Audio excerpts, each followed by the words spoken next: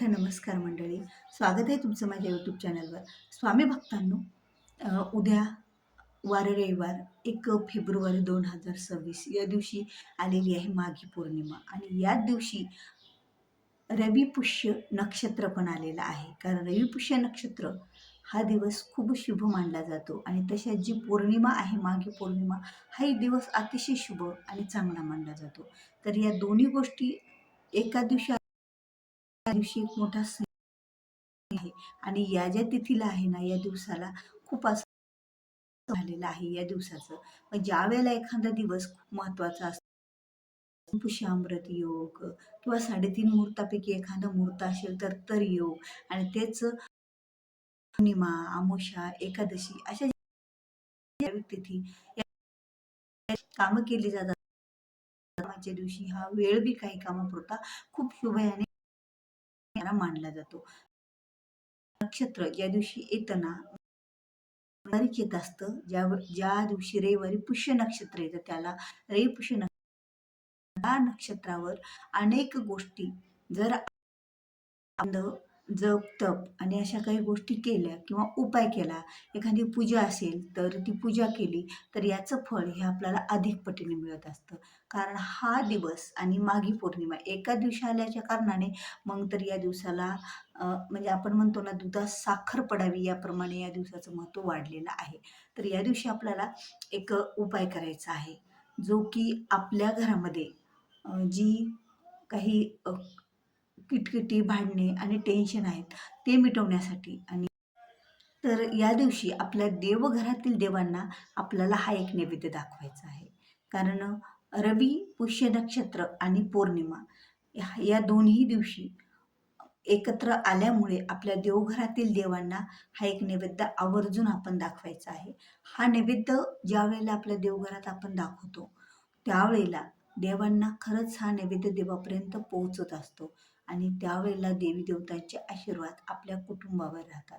आणि या दिवशी केलेला नैवेद्य, कारण पुष्य नक्षत्र असं नक्षत्र असतं की या दिवशी तुम्ही एक वेळा जर मंत्र जप केला तर याचं 1000 वेळा मंत्र जप करण्या इतकं पुण्य आपल्या पदरात पडत असतं. मग ज्यावेळेला तुम्ही एक जरी पदार्थाचा नैवेद्य या दिवशी दाखवला तर तो नैवेद्य आपल्याला खूप काही पुण्य देऊन जात असतो. पण या दिवशी एक नैवेद्य दाखवायला पौर्णिमेला अतिशय महत्त्व आहे. कारण ही तर माघी पौर्णिमा आहे बघा.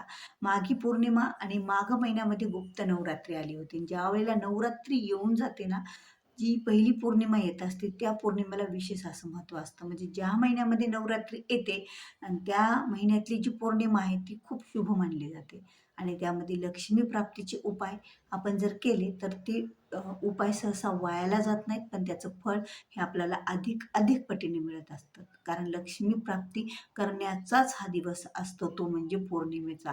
आणि त्याचबरोबर रविपुष्य अमृतासारखा संयोग जर या दिवशी जुळून आलेला असेल तर मग या दिवसाला, या तिथीला एवढं पुण्य असतं ना, की आपण काय करावं आणि या तिथीवर काय नाही. म्हणजे जेवढं आपल्याच्यानं होतंय तेवढ्या प्रकारच्या पूजा, आराधना, सेवा आपण या दिवशी करायला हव्यात आणि काही उपाय पण करायला हवेत. तर आपल्याला फक्त हा एक उपाय करायचा आहे आणि हा एक नैवेद्य या दिवशी देवांना आवर्जून दाखवायचा आहे.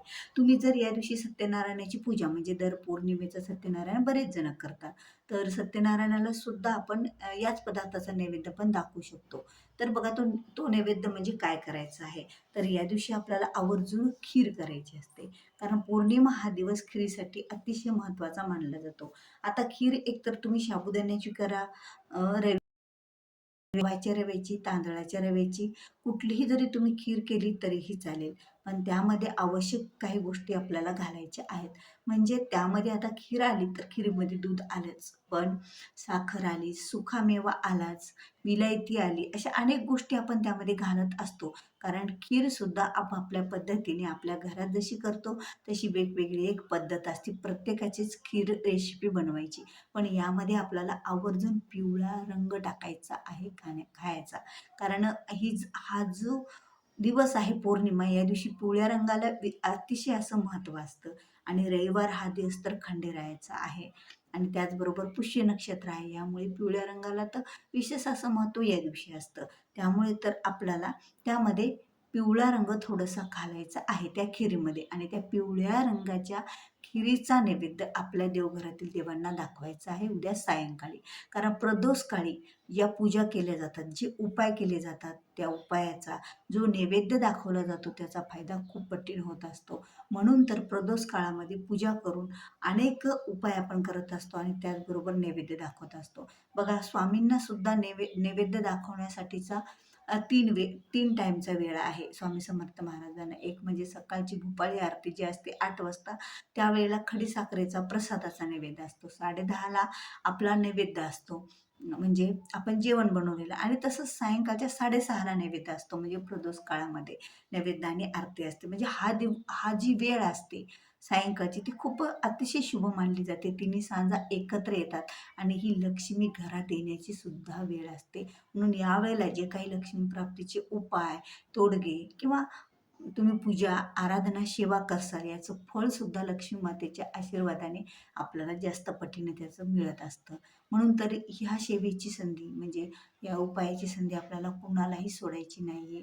तर आपण रविवारी अशा प्रकारे पिवळ्या रंगाची खीर बनवून, मग आता त्याच्यासोबत तुम्ही पुऱ्या बनवा, पोळ्या बनवा, काही बनवा, ज्यांना शक्य नाही त्यामध्ये ठेवला आणि नंतर तो घरातील सर्वांनी घेतला तर सर्वांचं आरोग्य, त्याचबरोबर वैभव, सुख, संपत्ती, धन संपत्ती येतच जाईल. जसं की बघा, एखाद्या दिवस असा असतो की त्या दिवसाला विशेष काही गोष्टीसाठी, पण पौर्णिमा असा दिवस आहे की या दिवशी नैवेद्याला सुद्धा अतिशय महत्त्व आहे. बऱ्याच जणांकडे सत्यनारायणाची पूजा सुद्धा दर महिन्याच्या पौर्णिमेला होत असते. तर या दिवशी सुद्धा यांना सुद्धा आपण हाच जर नैवेद्य दाखवला याच पदार्थाचा, तरी तो सुद्धा शुभ मानला जातो. कारण सत्यनारायणाला सुद्धा दुधाचा नैवेद्य अतिशय असा प्रिय आहे. प्रत्येक पूजेमध्ये दुधाचा नैवेद्य असतो. जर काही नसेल तर दूध आणि साखर किंवा पंचामृत दुधापासून पदार्थापासून बनलेले सुद्धा आपण देवांना दाखवत असतो. म्हणून अतिशय महत्त्वाचा दिवस आहे महिलांनो, आपल्याला ही संधी सोडायची नाहीये. असं विशेष असं दुसरं काही लागत नाही. जर तुम्ही नियम ठेवला दर पौर्णिमेला हा एक नैवेद्य करायचा खिरीचा, तर आपल्या घरामध्ये एवढी प्रगती होत जाईल आणि आपल्या घरात तर ऐश्वर, सुख, संपत्ती, वैभव ह्या वाढत जातील. याची वाढ व्हायला लागेल, दिवस यायला लागतील. बघा, सुख हे फक्त धनसंपत्तीनं तर असते आपल्या काही गरजेपुरते, पण सुख वेगळं पण असतं. घरात शांतता, घरात किटकिटी, भांडणे ह्या गोष्टी व्हायला नाही पाहिजेत. म्हणून हा जो नैवेद्य, याचा प्रसाद म्हणून सगळ्या खीर एक एक चमचा का होईना घ्यायची आहे. म्हणजे सगळ्या खिरी जरी मिक्स करून तुम्ही खाल्ली तरी चालेल, पण की हा प्रसाद तुम्हाला बाहेरच्या कुणालाही द्यायचा नाही. जर तुमच्या घरी कोणी आलं तर तुम्ही बघा, आपण कसं आपल्याकडे पूजा झाली तर आपण त्यांना आपल्या घरचा प्रसाद म्हणून त्यांच्या हातावर देत असतो, पण ही खीर घरातच खायची आहे.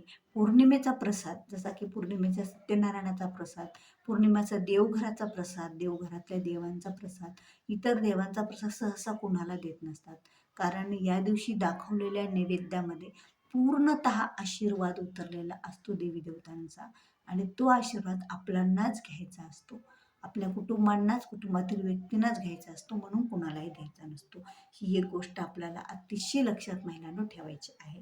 तर उद्याचा असा हा नैवेद्य, आणि त्याचबरोबर आपण घरामध्ये काही मंत्रस्तोत्रांचं पठण पण करावं. जसं की आपल्या घरामध्ये आता सायंकाळचा प्रदोषची काळ आहे, सत्यनारायण पूजा तर होणारच, पण त्याचबरोबर लक्ष्मीनारायणाची पूजा, लक्ष्मीनारायणाचं मंत्रस्तोत्राचं सुद्धा पठण केलं जातं. ते सुद्धा आपल्याला बरंच फळ देऊन जातं. म्हणजे लक्ष्मी गायत्री मंत्र म्हणावा, किंवा ओम नमो भगवते वासुदेवाय हा मंत्र म्हणावा, किंवा लक्ष्मी गायत्री मंत्र, विष्णू गायत्री मंत्र हाही मंत्र आपण म्हणू शकतो. ओम महालक्ष्मीची विद्महे विष्णू पत्नीचे धीमहि तन्नो लक्ष्मी प्रचोदयात हा विष्णू लक्ष्मी गायत्री मंत्र, आणि ओम नारायणाय विद्महे वासुदेवाय धीमहि तन्नो विष्णू प्रचोदयात हा जो मंत्र आहे तो विष्णू गायत्री मंत्र.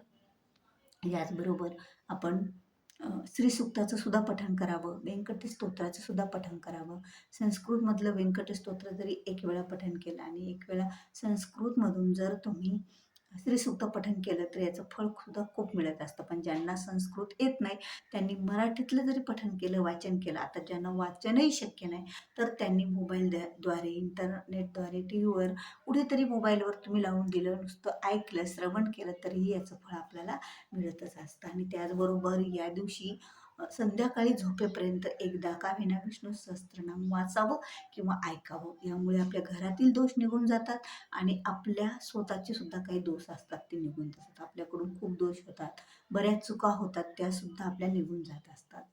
तर असं, तर तुम्हाला व्हिडिओ आवडला असेल तर व्हिडिओला लाईक करा, शेअर करा. तुम्ही माझ्या चॅनलवर नवीन असाल, अद्याप चॅनलला सबस्क्राईब केलेलं नसेल तर चॅनलला सबस्क्राईब करा. कारण जेव्हा केव्हा मी अशी माहितीपूर्ण व्हिडिओ माझ्या चॅनलवर अपलोड करेल त्यावेळेला त्याचं नोटिफिकेशन हे तुमच्या मोबाईलवर तुम्हाला अगोदर दिसेल आणि तुम्ही माझा एकही व्हिडिओ मिस करणार नाही. तर चला भेटूया पुन्हा अशाच एका नवीन माहितीपूर्ण व्हिडिओसोबत. तोपर्यंत श्री स्वामी समर्थ. जय जय.